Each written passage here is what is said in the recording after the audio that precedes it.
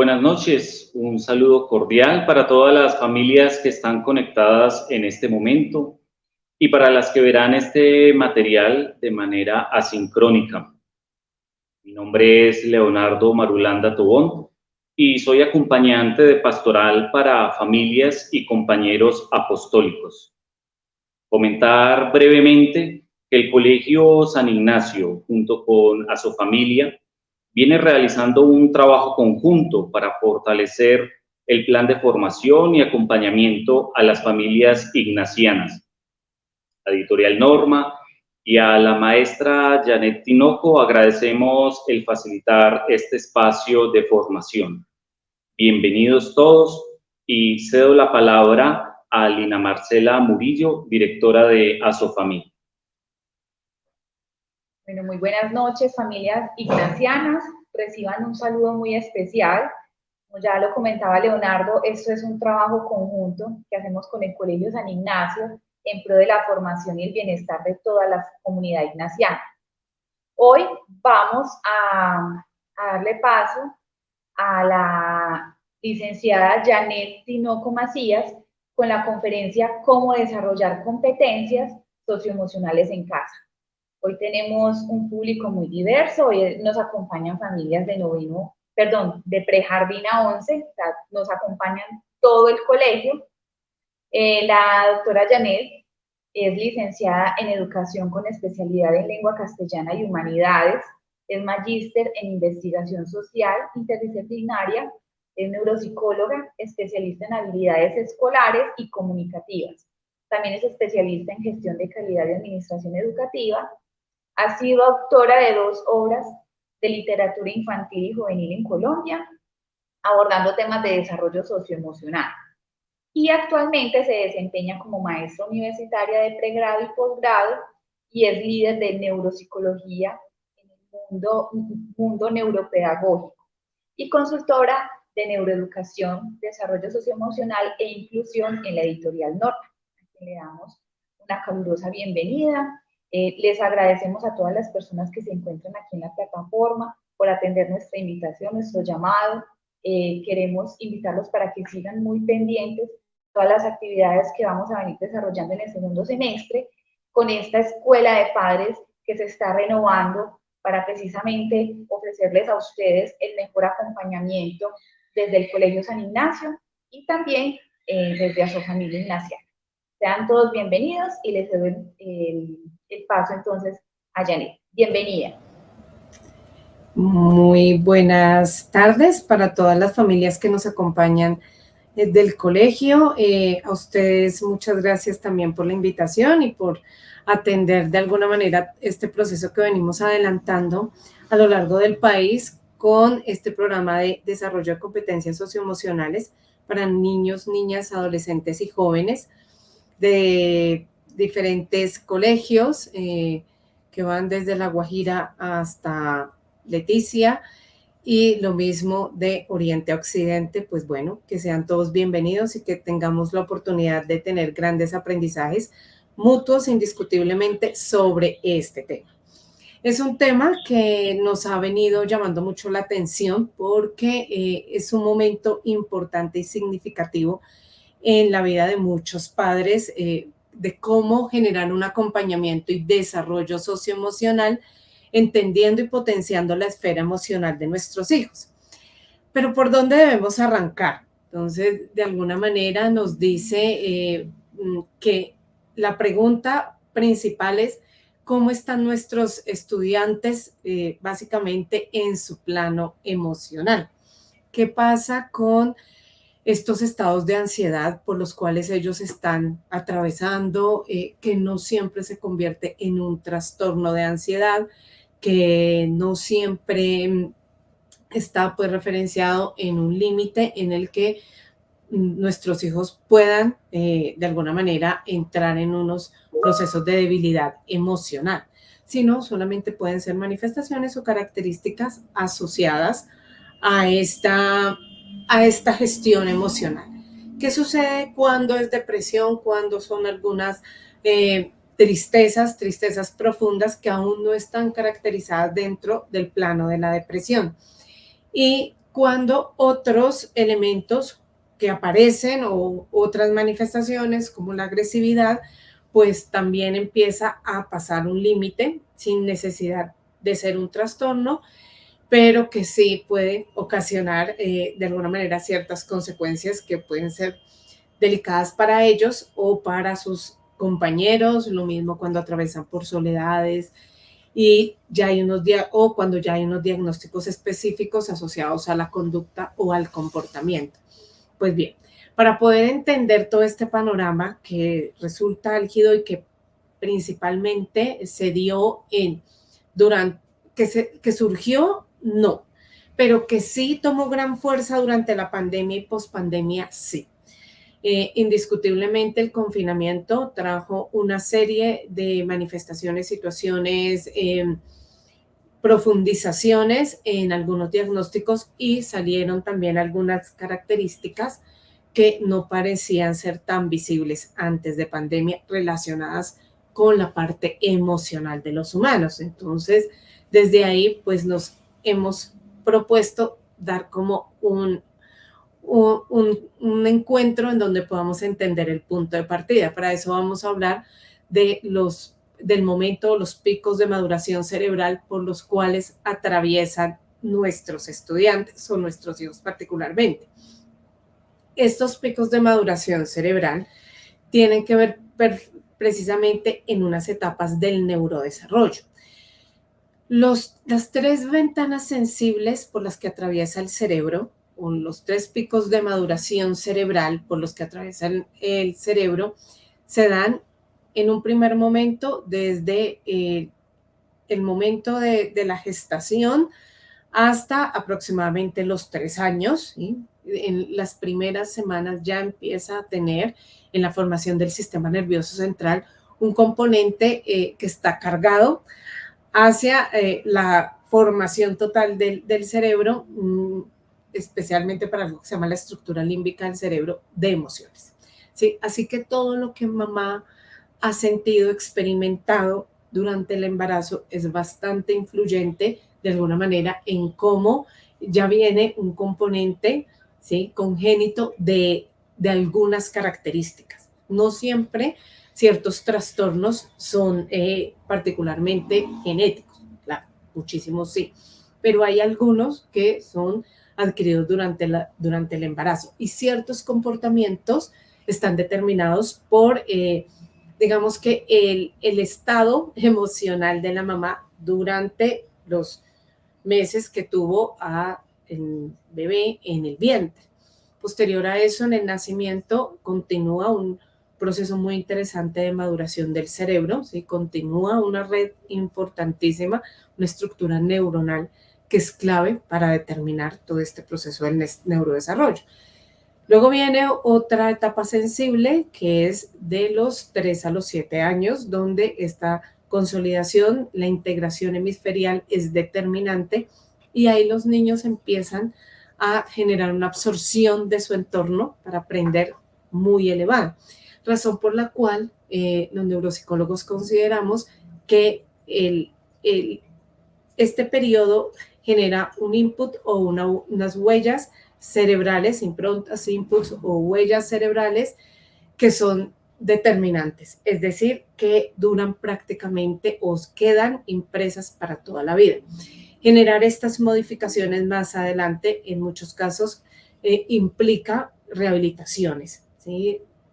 De cualquier, rehabilitaciones cognitivas, rehabilitaciones emocionales, porque en ese periodo hay una abstracción, ¿sí?, muy literal de todo su entorno, ¿sí? Es muy concreto y se generan unas armaduras que luego son un poco más complejas de modificar.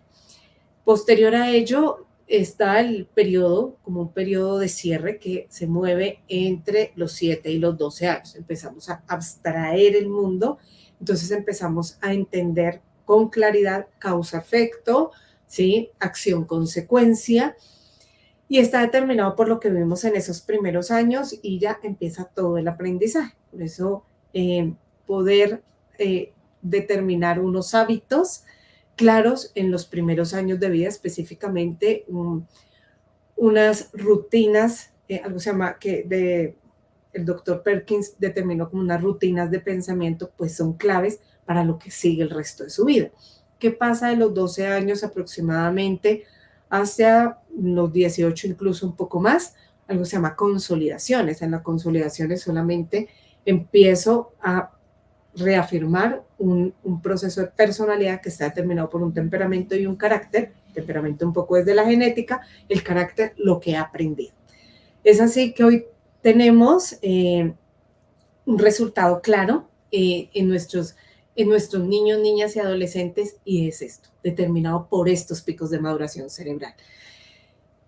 ¿Qué quisiéramos todos en vista de lo que está pasando? Un poco de aumento. La Organización Mundial de la Salud enciende alertas respecto a procesos de depresión, ansiedad, depresión, ideas suicidas y suicidio mismo en una inadecuada estructura de inteligencia emocional. El doctor Daniel Goleman lo determinó como que todos los seres humanos desde muy temprana edad debemos generar estrategias para fortalecer una sana percepción emocional, como yo percibo las emociones desde muy pequeño, ¿sí? Cómo entiendo que mi mamá está molesta, pero también cómo es su reacción cuando está molesta.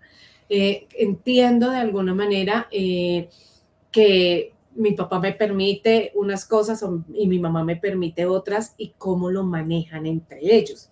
Entiendo que si de pronto golpeo a un compañero, pues hay una consecuencia o viceversa. ¿Sí? Si es un compañero el que me golpea, pues también debe haber una consecuencia. ¿Qué hago yo cuando tengo miedo? ¿Qué hago yo cuando siento que no puedo y me siento frustrado? ¿Y cómo me apoyan los adultos? Y así sucesivamente, esto aproximadamente y con claridad hasta los 8 o 10 años. Y después empieza un proceso ya de abstracción propio de la edad, ¿sí? De este tercer pico de maduración cerebral, en donde de alguna manera nosotros determinamos qué podría ser y qué no podría ser importante en este proceso. Esto para que ellos comprendan cómo funcionan las emociones. Cuando yo comprendo, puedo quizás entender mejor al otro, pero también me entiendo a mí mismo. Sé también en un manejo asertivo de las emociones cuándo puedo entrar a dialogar, cuándo mejor debo callar, cuándo podemos mediar, pero esto no parte de ellos, esto parte de nosotros como adultos que podamos entender sobre cuál es el manejo asertivo. Si de alguna manera yo como papá o como mamá todo el tiempo soy reactivo, reactiva, si respondo de la primera, como primeramente a la mente se viene, pues es una conducta que genera percepción emocional en mis hijos, especialmente en los más pequeños, hasta que ellos van consolidando y también lo constituyen como su forma de sanar sus emociones o de regularlas, ¿sí? Esto a veces hace que algunas personas sean muy asertivas o lleven un mejor equilibrio emocional, que puedan tener una regularidad emocional que les permite sobrevivir ante diferentes situaciones y establecer mejores relaciones con el otro.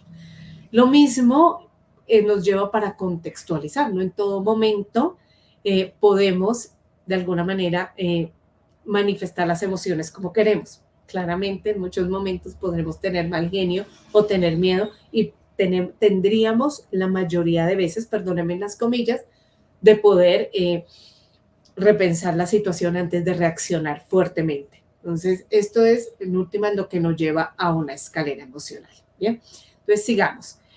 Después de este ejercicio de favorecer toda la escalera emocional, debemos tener en cuenta que nosotros podemos evitar algo que en el siglo XXI se conoce como el síndrome de desconexión. ¿Qué es ese síndrome de desconexión? El síndrome de desconexión está determinado por una serie de características que hoy rodean a los seres humanos, pero especialmente a los adolescentes, ¿sí? Después de este tercer pico de maduración emocional, empieza un periodo en donde la esfera emocional debe de alguna manera afianzarse, ¿sí? Pero eso se afianza en la medida en que se tengan herramientas para poderlo lograr. Y así evitar algo que hoy nos tiene, digamos que en estado de alerta, a los psicólogos, neuropsicólogos, padres de familia, el sector educativo, y es qué está pasando con nuestros jóvenes y con este síndrome de desconexión, que así lo han denominado los doctores Permorer, que han hecho un estudio muy avanzado sobre este proceso. Pues el síndrome de desconexión está determinado por estas características, estas 8 características principales que ustedes tienen en pantalla. El primero, un proceso zombie, ¿sí? Este proceso zombie no resultado, bueno, hoy podemos verlo en un resultado de un consumo de droga que se está lamentablemente esparciendo por el mundo entero y que realmente deja características zombies similares a las de películas del cine, Guerra Mundial Z, porque así son los comportamientos. Pero en este caso, este síndrome de desconexión está determinado más por el hacer las cosas por hacerlas, ¿sí? Como si yo le estuviese perdiendo sentido a la vida, como si lo que fuera realmente importante ya no tiene tanto valor.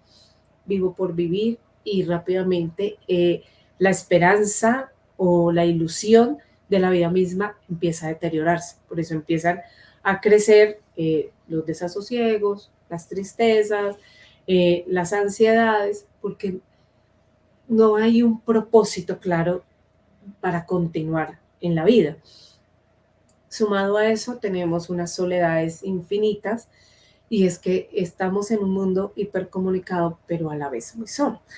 Muchos de nosotros o de nuestros hijos podrían tener 300, 400 amigos en sus redes sociales, y podemos seguir a un montón de personas en otras redes sociales, en fin, y eso al final no nos deja con alguien realmente cercano que en momentos cruciales de nuestra vida nos escuchen o podamos conversar. Sumado a eso, entonces están mucho tiempo pues encerrados en sus habitaciones, y esto de alguna manera salía un informe en un periódico nacional hace un par de meses que decía que nuestros hijos se estaban perdiendo en nuestra propia casa.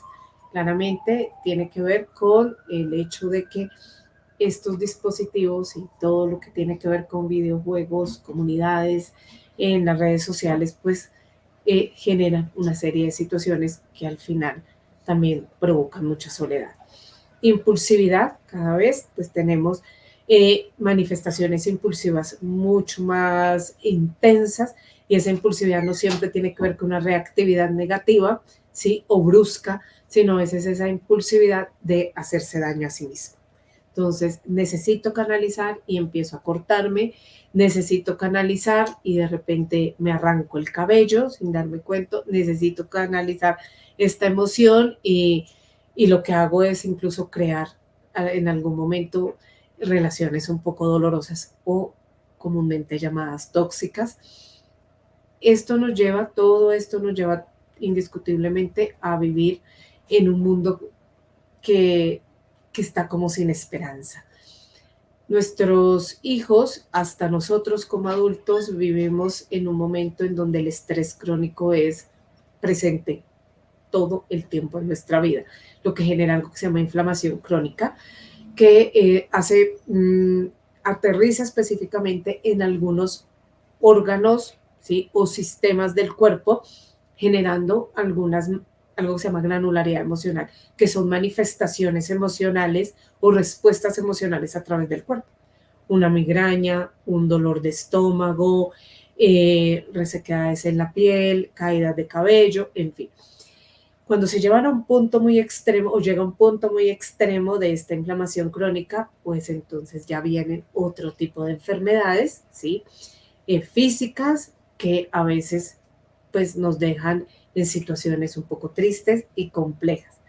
No solo eso, sino que también generamos malas relaciones, generamos un narcisismo entendido en este campo de síndrome de desconexión, como que ya no me importan los demás y solo me importa lo que diga yo, lo que piense yo, cómo me siento yo, y los demás, pues no. Entonces desde ahí ya empieza una pérdida significativa del valor por el otro. Pero si busco, pegado de ese narcisismo, algo se llama gratificación instantánea. Es todo el tiempo la necesidad de ser reconocido a través de una red social, por ejemplo, o a través de un mundo paralelo. ¿Qué es un mundo paralelo o una realidad paralela? Algo que yo no puedo ver, pero estoy inmerso en ella. Por ejemplo, en ciertos videojuegos, lo que se busca es todo el tiempo que hay una actividad eléctrica en el cerebro bastante fuerte, en donde todo el tiempo necesito de esa estimulación, ¿sí? De ciertos neurotransmisores que generan un placer, pero acompañado de otros neurotransmisores que en elevadas cantidades, pues al final me dejan un proceso de adicción. Entonces me vuelvo adicto a las redes sociales, me vuelvo adicto a los videojuegos, me vuelvo adicto a otras cosas, perdiendo de alguna manera la noción de la realidad. Todo esto se considera como el síndrome de desconexión. Sumado a esto, bueno, sería importante entender en qué esfera deberían estar nuestros adolescentes, o sea, hasta dónde deben llegar de alguna manera nuestros adolescentes y cómo parten los niños, es decir, en nuestra esfera emocional de desarrollo. Lo he dejado en este caso en la mitad, pero sería de los niños hasta los adolescentes. Para cuando lleguen ellos hacia los 18 años, deberían tener las siguientes habilidades emocionales que les permitan contrarrestar este síndrome de desconexión. Uno, tener habilidades para regular las emociones intensas. Voy a empezar desde los más pequeños. ¿Qué pasa cuando hacen una pataleta? ¿Sí? Porque están frustrados o porque algo les ha generado muchísimo mal genio.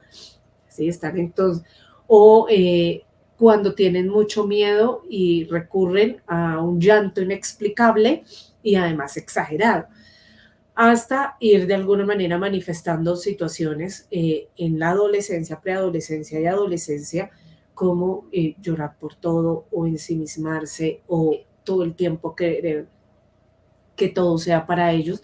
Pues bueno, esto es un paso a paso, como en la escalera emocional, pero se busca que de alguna manera, para cuando ellos pasen los 12 años, el tercer pico de maduración cerebral, deben aprender a regular sus emociones, deben estar claros de alguna manera con sus variantes, indiscutiblemente. Todo es un proceso, pero sí debemos entender que cuando yo tengo muy mal genio, pues no puedo agredir al otro. Debo comprender y tener claridad que si también tengo miedo, no debería agredirme a mí mismo. El hecho de cortarse, el hecho de hacer un consumo de algún material visual o un consumo de drogas o alcohol. Y si voy a hacer el consumo exagerado, pues tengo que tener claras las consecuencias.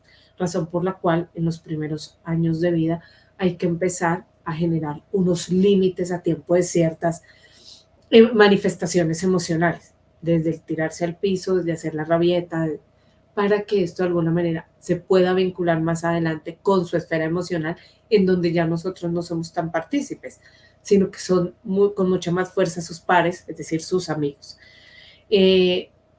Entender que las emociones, sobre todo en la adolescencia, contrario a los niños, que de alguna manera hacen los cambios entre emociones más suaves, en la adolescencia propio de todo el desarrollo y la maduración o los cambios hormonales del sistema endocrino fluctúan demasiado rápido, no como el de los niños y no debería ser así el de los adultos. Sin embargo, hay adultos cuyas emociones varían muy rápido, o sea, está un momento de mal genio y al rato está como si no hubiese pasado nada, o lo contrario, estamos bien y para cuando yo voy y regreso de la cocina ya está mal y no se sabe por qué.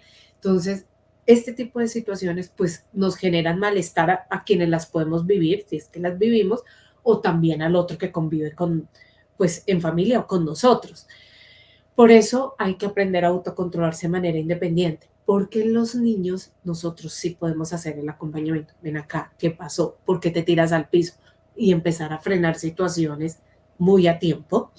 ¿sí? Y desde muy temprana edad, papás, esto realmente debería gestarse a partir de los 2, máximo 3 años, iniciando el segundo pico de maduración cerebral. Y para cuando llegan a los 12 deberían tener un autocontrol. Sin embargo, a veces no pasa y eso no nos hace malos papás, ni mucho menos, pero sí nos da un estado de alerta importante para que haya una consolidación significativa o determinada hacia los 18 años. Lograr el conocimiento, es importante que les ayudemos a que ellos se conozcan a sí mismos y es que ellos aprendan a conocer sus emociones. ¿Cómo de alguna manera pueden ayudarse a conocer sus emociones? Empecemos con las estrategias. La primera estrategia en el ejercicio de la comprensión emocional está determinada a que desde muy temprana edad conozcan las consecuencias sobre sí mismos y los demás de las percepciones emocionales y las reacciones emocionales o las respuestas emocionales. ¿Qué pasa? No está mal tener mal genio. Esto por no tener un juguete, por no darle la paleta, por no comprar el dulce, bueno, en fin, por no quedarnos más tiempo en el parque, cuando hemos dicho hasta cierto tiempo. Lo primero es tener claridad en las instrucciones, estoy hablando principalmente desde los más pequeños, ya lo vamos a ver un poco en los más grandes. Las instrucciones deben ser claras, precisas y cuando son instrucciones deben tener un tono de voz moderado, regular, neutro. Entonces, ¿cómo nos vamos a quedar en el parque 10 minutos más? Yo en terapia, en todo el tema, en todos los procesos de rehabilitación neurocognitiva, el uso del reloj con los niños es muy importante. No se trata de cuadricularlos o encasillarlos, pero sí de alguna manera que empiecen a comprender un poco las consecuencias, pero es trabajar algo que se llama velocidad del procesamiento de la información. Eso quiere decir, yo estoy entendiendo. Ok, cuando aquí los 2 palitos, mi amor, lleguen así, son las 6 de la tarde, hasta ahí estamos hasta ahí nos quedamos acá, en el parque. Y después de eso, nos vamos sin pelear. ¿Te parece? Estamos hablando de manera tranquila. Luego llegaron los palitos de forma vertical, 6 de la tarde, y no me quiero quedar, quedamos en un acuerdo, ¿sí? No íbamos a protestar, llegó las 6 de la tarde, nos regresamos a casa. Estoy hablando de los tonos de voz neutro. No funciona tanto en la percepción emocional cuando nuestros hijos perciben un cierto tono, ¿sí? Como de súplica o un cierto tono de permisividad. ¿Sí? Está bien, vamos a quedarnos otro rato. No es que esté mal, yo puedo cederlo una vez. Será en 5 minutos, es decir, cuando este palito llegue aquí. Si no conocen el reloj analógico, y si no, pues el digital, manejan. Cuando yo diga que nos vamos, ya nos vamos. Es ahí di el primer tono de permisividad, pero el segundo ya le estoy diciendo, ahí nos vamos. Yo no estoy levantando la voz, pero mi expresión facial, para que la percepción sea clara, debe ser contundente. Y lo mismo el tono de voz. Y lo mismo pasa con los adolescentes. ¿Qué quiero ir? Bueno, una fiesta. Bien. La hora de llegada es esta. Yo te llevo y te recojo. ¿Sí? Hasta tal hora. Te llevo, te dejo. ¿En qué casa es? En la casa de fulano de tal. No, que es que hay unas condiciones. Si quieres ir, te dejamos y te recogemos. Entonces, digamos que la claridad en las instrucciones favorece mucho en la percepción. Siempre mirándolos a los ojos es determinante para, de alguna manera, favorecer la autoridad, que no es lo mismo que el autoritarismo. Transformar el significado de una emoción negativa para evidenciar madurez. No siempre, de alguna manera, el que nos suceda algo triste es algo malo. Eso nos ayuda a aprender. ¿Sí? Quienes somos adultos sabemos que las situaciones que para nosotros son difíciles también nos pueden hacer o personas más fuertes o personas más débiles. Superar las frustraciones, los desafíos que tiene la vida normalmente nos hacen más fuertes. De lo contrario, siempre repetiremos las mismas historias y eso en escenarios diferentes y con personas diferentes, pero si no aprendemos de diferentes emociones que manifestamos con algunas personas o en algunos lugares, pues solamente se van a repetir y nosotros seguiremos enfrentándolas, ¿sí? Tal vez con las mismas herramientas. ¿Qué podemos hacer con nuestros hijos? De alguna manera empezar a transformar esas situaciones, ¿bien? Y esas situaciones están determinadas en, bueno, ¿qué aprendiste? ¿Cómo puedes mejorar o manejarlo la próxima vez? Claramente siempre lo digo, hay que permitir el llanto, una manifestación de ira o tristeza es necesaria sin que se pase el límite. Incluso al llanto, a la tristeza también hay que ponerle fecha. De lo contrario, se convierte en una característica que no me puede llevar a tener un diagnóstico, ¿sí? Entonces, claro, hay que llorar, pero ¿qué estrategias voy a ir buscando para salir de esto? Antes de quedarme encerrado o encerrada en una habitación llorando un montón de días al punto de que pierda hasta el valor conmigo misma, ¿no? El valor por lo que soy yo. Separar las experiencias emocionales por las que atraviesan nuestros hijos es importante de nuestra identificación con ellos. A veces en consulta, en interconsulta, puedo entender la tristeza de una mamá o de un papá, ¿no? ¿Sí? Respecto a lo que le pasa a su hija o a su hijo en el colegio por alguna razón. Y es totalmente válido.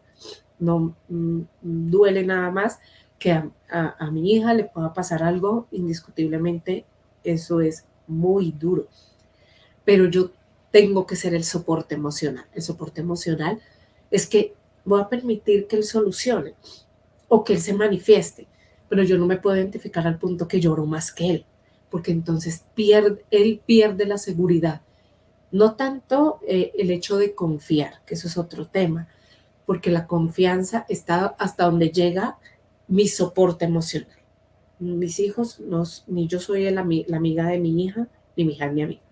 Yo soy su mamá, soy su papá y estoy dispuesto a escucharlo, a apoyarlo, a entenderlo, a comprenderlo y ayudarle a mejorar o a transformarse. Pero seguramente su amiguita llorará con ella o con él, el amigo, buscarán la estrategia de solucionarlo a su manera y es cuando yo debo estar listo para escuchar y seguramente dar un consejo apropiado. Pero el soporte emocional soy yo. Luego puedo interactuar sobre la emoción, pero no identificarme al punto que él sienta que lloramos los dos, sino después de ciertas edades la relación de amistad se puede fortalecer mucho más con los padres, pero hasta aproximadamente los 25 años, cuando ya madura totalmente, este prefrontal no es posible. Luego, por esto debemos mantenernos muy intactos ante estas variaciones y ayudarlos a encontrar las soluciones correctas. Hay otro que es muy importante y es poder de alguna manera que en el plano del autoconocimiento, desde los más pequeños hasta los más grandes, ellos aprendan cuáles son los detonantes emocionales. Incluso los deberíamos saber nosotros. Todos estamos en el proceso de entender y comprender esta esfera que es tan importante. Pero los detonantes es yo tener claro, por lo menos, qué es lo que a mí me molesta. Que me digan mentiras, que hablen a mis espaldas, una serie de cosas. O desde las cosas más básicas como que no laven la loza el día que les corresponde, que no tiendan la cama, no organicen su cuarto. Por eso empezamos a trabajar sobre unas rutinas y unos acuerdos a muy temprana edad. Pero nosotros deberíamos saber cuáles son los detonantes de nuestras diferentes emociones básicas. Ira, tristeza, miedo, alegría, que nos sorprende, por ejemplo. Esto debería estar después y asimismo deberíamos acompañarlos a lo que fue lo que tanto te molestó. Todo, mamá, todo me molestó. Empecemos desde el principio. Llegaste al grupo y ¿qué pasó? No, pues es que me miró mal y es que, irlo llevando hasta que, específicamente, entonces lo que te dolió fue que Fernando no te habló, es que Mariana te empujó, en fin, hasta llegar, sí, y que yo pueda empezar a reconocer de alguna manera dónde se da este detonante. Que de alguna manera los invitemos también siempre que puedan conversar sobre sus emociones con pares, cómo les va. No para nosotros irle a solucionar, porque esto no sería soporte emocional, es para escucharlos y que ellos empiecen de alguna manera a generar sus propias soluciones y nosotros poder decir, bueno, pero ¿qué te parece si también hablas con esta persona de esta manera? Que si de pronto lo invitas aparte y le dices que si pueden hablar, que qué fue lo que sucede, les podemos sugerir, pero a veces y de alguna manera propia de nuestra angustia, ¿sí? Y protección, nos vamos directamente a solucionarles el problema, muchas veces sin hablar con ellos, ¿sí? Sin poder llevar el ejercicio de situación conflictiva a la reflexión. Luego no aprenden, no tienen las estrategias y la principal, el diálogo, ¿sí? El enfrentar la situación, porque yo voy y lo enfrento por él. Entonces, esto de alguna manera los deja en desventaja en la construcción de las herramientas. Sobrellevar y controlar la excitación emocional de las experiencias a través de la empatía y simpatía. A veces se ponen demasiado iracundos, por así decirlo, entonces no. Bien, tal vez este no es el momento, cuando quieras lo hablamos, pero lo vamos a hablar, porque siento que necesitas hacerlo y tal vez yo te pueda ayudar, así sea solo con escucharte, o permitir que está el niño pequeño en la pataleta y yo poder de alguna manera decir, ok, sí, puedes patalear todo lo que quieras, pero en 2 minutos yo regreso y entonces tendré de alguna manera que controlar la pataleta. Entonces ya mi expresión tiene, y seguramente no, las agresiones y los daños físicos y los maltratos no hacen parte ni de mi postura personal ni de mi postura profesional, pero sí tiene que sentir en algún momento que lo controlo, que yo tengo la autoridad sobre él en ese momento.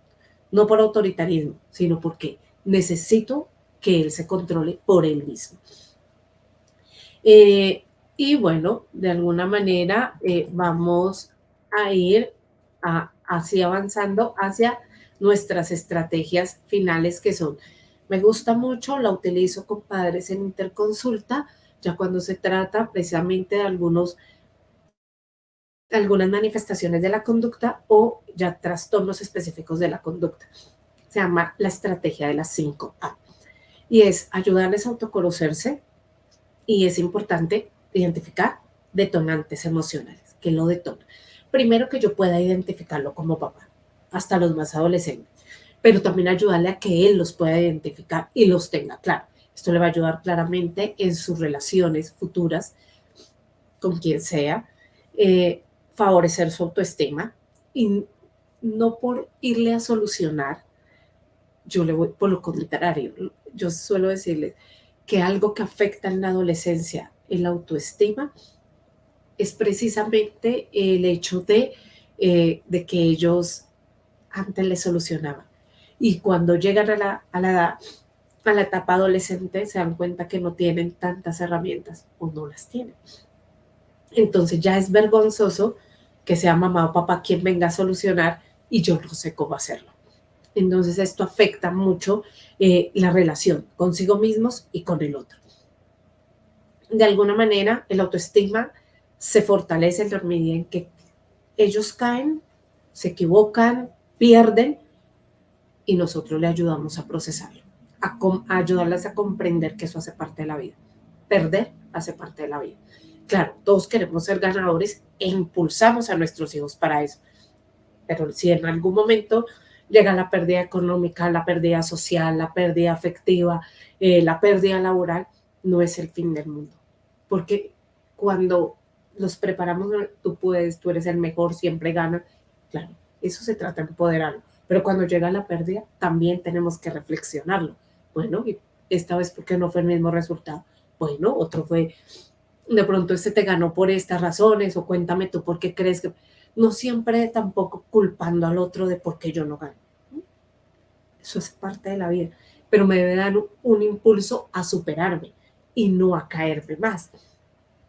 Cuando me caigo, cuando no sé identificarlo y solo quiero ganar y además siento que debo ganar.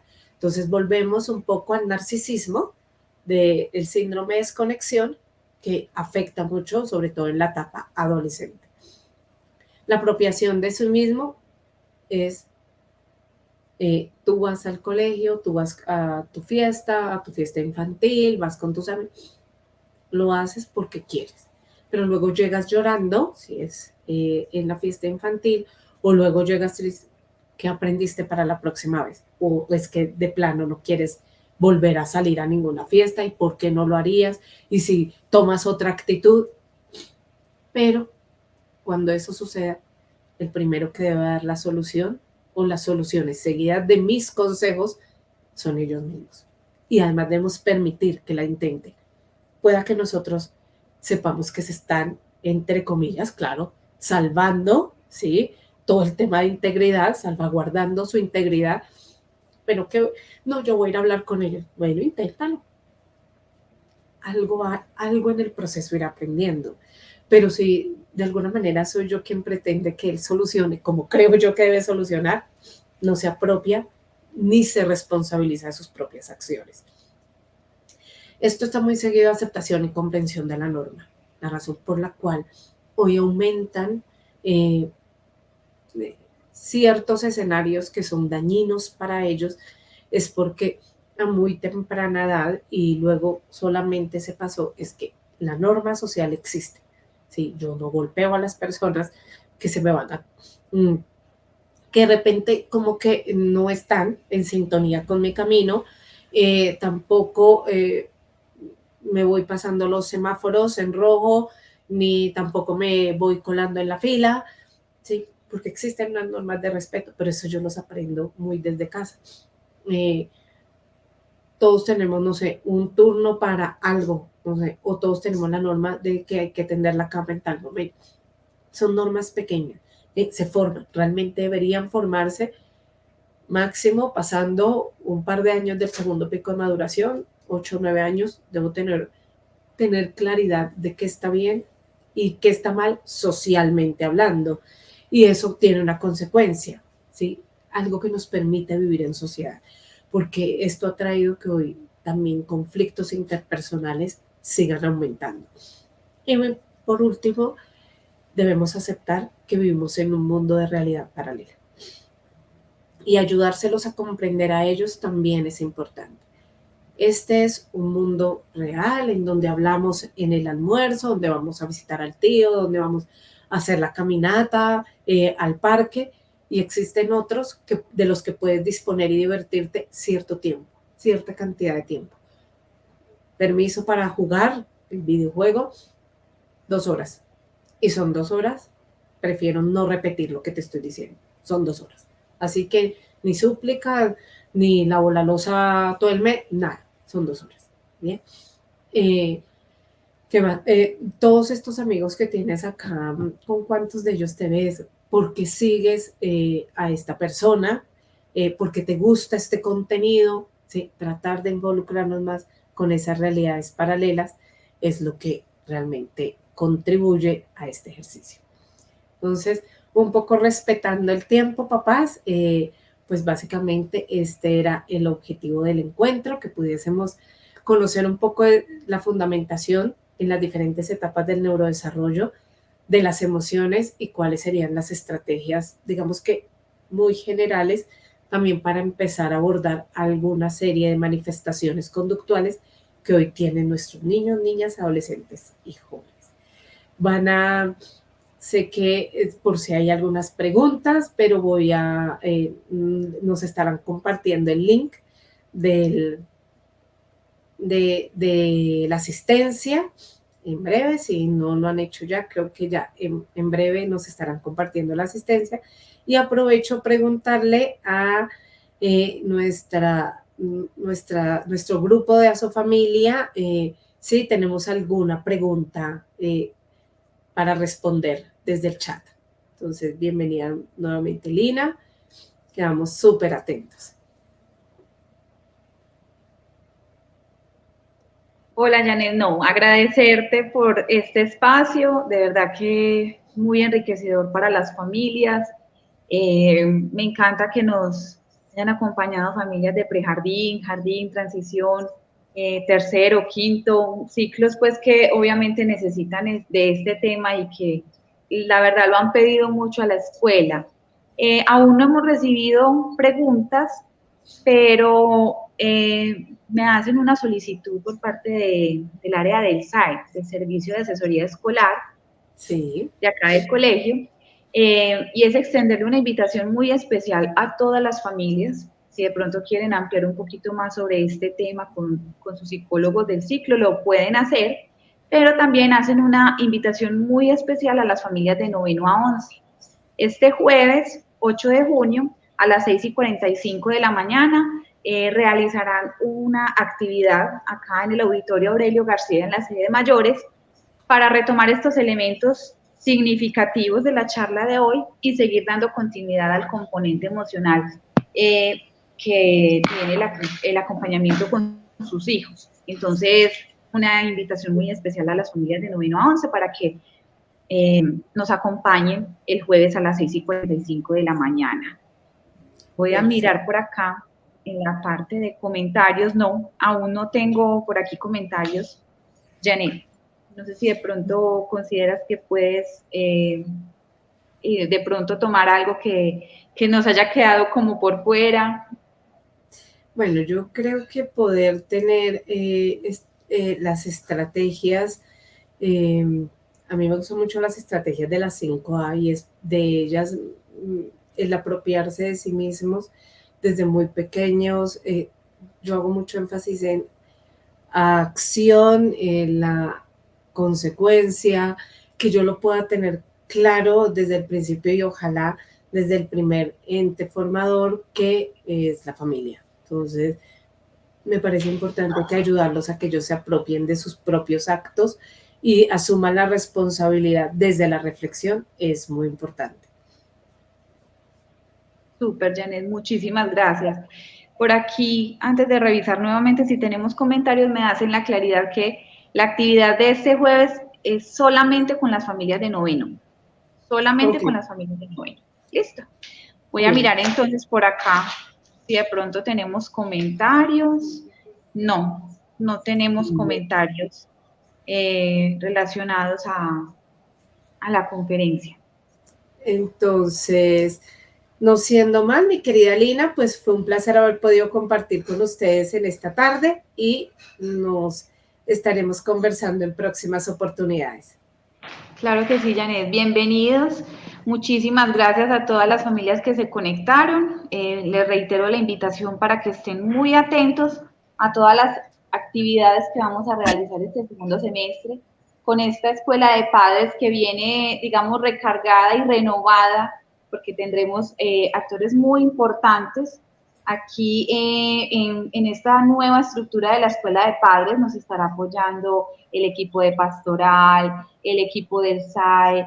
Entonces, digamos que esto va a ser muy, muy interesante este trabajo que vamos a realizar con esta escuela de padres renovada y que obviamente lo hace para el bienestar y la formación de toda la comunidad ignaciana.